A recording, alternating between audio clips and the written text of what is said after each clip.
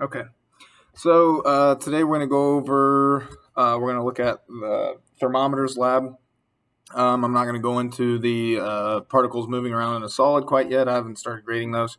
But in the thermometers lab, I'm going to talk about the last thermometer we had the thermometer with the alcohol and then the thermometer with the mercury, right? And they were both placed in 100-degree water. And so the question was, if this is mercury and this was the alcohol,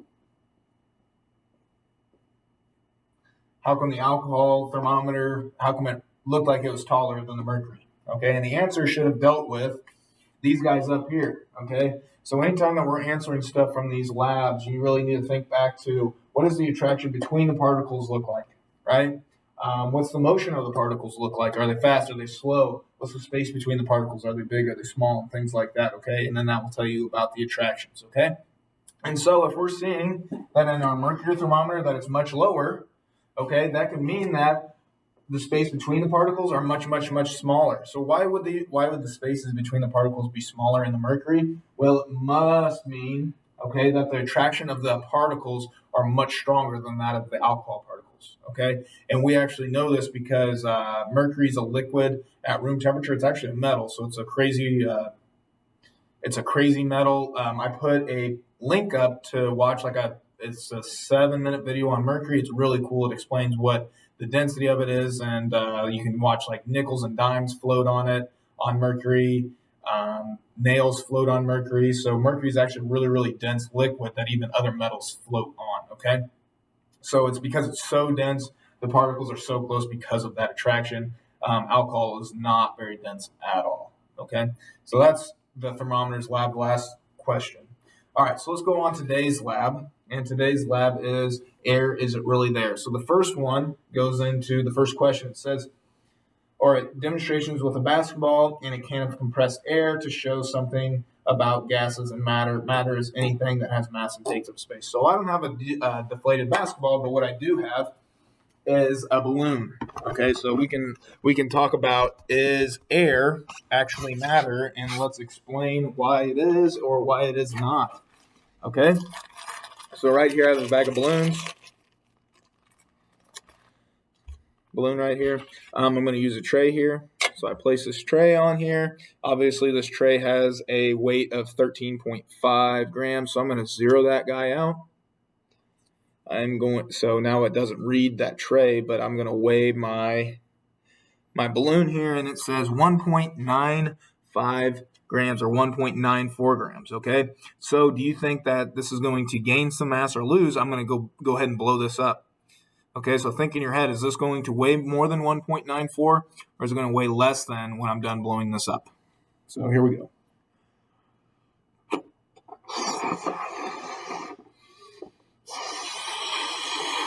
All right, so I go ahead, I've blown this guy up, got it tied off here.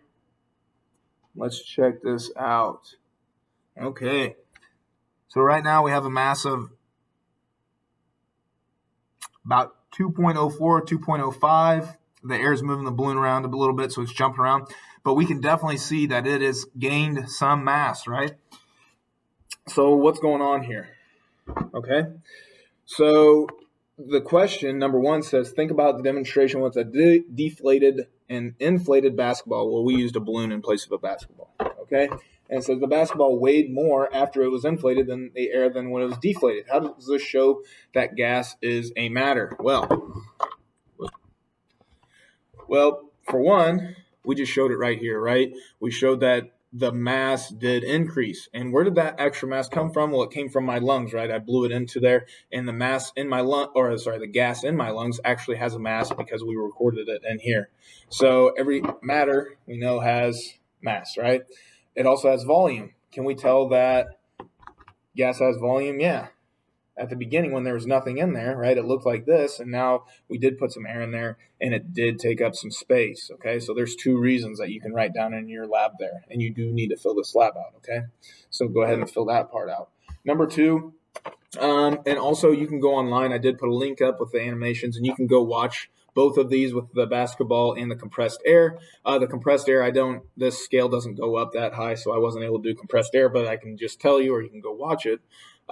If I weigh a can of compressed air and I get the reading and then I spray out some compressed air, it will end up weighing less, meaning it has less mass, right? So that can happen. So if we keep on moving on here, I'm just going to keep on moving forward because you guys can go ahead and do this lab through that link. Okay, so I don't want to try to keep it less than 20 minutes this time. So number 3 says, what did you notice about the gas molecules? Okay, so there's that animation in your lab that you do need to look at, okay? And the animation is a yellow balloon, and then it says, look into the yellow balloon, the magnifying glass, and you look in there and you just see all of these gas particles whizzing around, right? You don't see one single one just sitting in the same frame bouncing around. So what can we say about the attractions of those gas particles? Are they weak or are they strong? Well, we can tell that they are weak. And why can we tell that? Well, they're super far apart, right? The farther apart particles are, the weaker the attractions they have. Okay, are molecules of gas randomly or orderly arranged? It's totally random, right? It looks very chaotic in that frame of these particles just throwing around and bumping into each other. And then the third bullet point underneath number 3 for our lab is, when the molecules of gas hit each other, do they normally stick together? They bounce off, and they bounce off of each other, okay?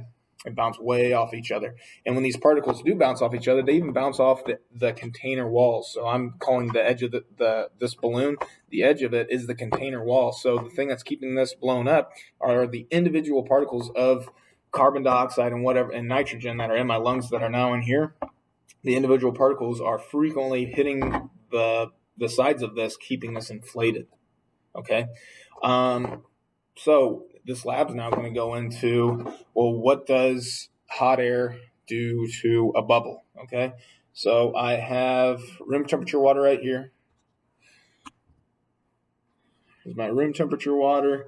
And then I'm going to get some hot water. It is hot. Okay, hopefully it's hot enough. I've been letting it sit around, and it might be a little cool, but hopefully we can get the same effect. Okay. Hot water here, cold water here. And then I just have some Dawn dish soap here. I put some blue color dye so maybe you guys could see it better, but I'm going to make a bubble with this guy. Okay. And so I have a little film. Okay. And as I put this in this hot water, I don't know if you guys can see, a bubble begins to form, right? It's getting bigger, it's getting bigger, it's getting a little bigger. And if I take this out and I now put it into my cooler water, the bubble level goes down, right? And I can bounce it back over here to my hot water, and the bubble begins to rise again. Okay? And then I can do vice versa, okay? So what's going on? What's going on there? Why is the bubble going up and down when I put it in? Why is it going up when I put it in the hot water? And why is it going down when I put it in the cool water? Well, what do we know when we heat up a substance? Well, we know the particles increase in speed, right? And when we cool something down, the particles slow down. So what we essentially did there is we did this page. That's what we just did. And you guys can definitely do this at home. All you need is a water bottle. You need to be able to get some. It doesn't even have to be boiling water, okay? And then you need to get some cold water. And all I just used was room temperature water for my cold water. So now I'm kind of on 4 and 5 here, okay? So 4 and 5. 4, what happened to the film of detergent when you place a bottle in hot water? Well, it blew up, right? It formed a bubble. And then what happened to the bubble when you place it in cold water? Well, it came back down, okay? And so the next thing you can do is you do need to go and watch these animations for 6, 7, 8, and 9. Okay, and I had those guys answer those for me on their own. And so just remember, when you're doing those particles, they are speeding up, they're slowing down. So why might they be blowing a bubble and things like that? Okay. Then what was the next thing? So the next thing we did is we filled out some notes in class. And that was about it. We talked a little bit more about water tension too. So we looked at the bead of water. Why does it bead up? Well, we have these water particles in here that are pulling everything inwards. So that's why this bead of water doesn't flatten is pulled inwards because of all of these individual attractions between the water particles. Okay, yeah, and we kind of started talking about the periodic table and how some of the different elements can have different attractions. But other than that, if you guys need any help doing this lab, that's what needs to be finished. I am planning on having a quiz next week, probably Thursday, but that's not set in stone yet. So make sure you guys are doing those notes. You're writing them down, okay? I probably will have you submit those to me at some point. Make sure you have that PowerPoint, okay? See you later.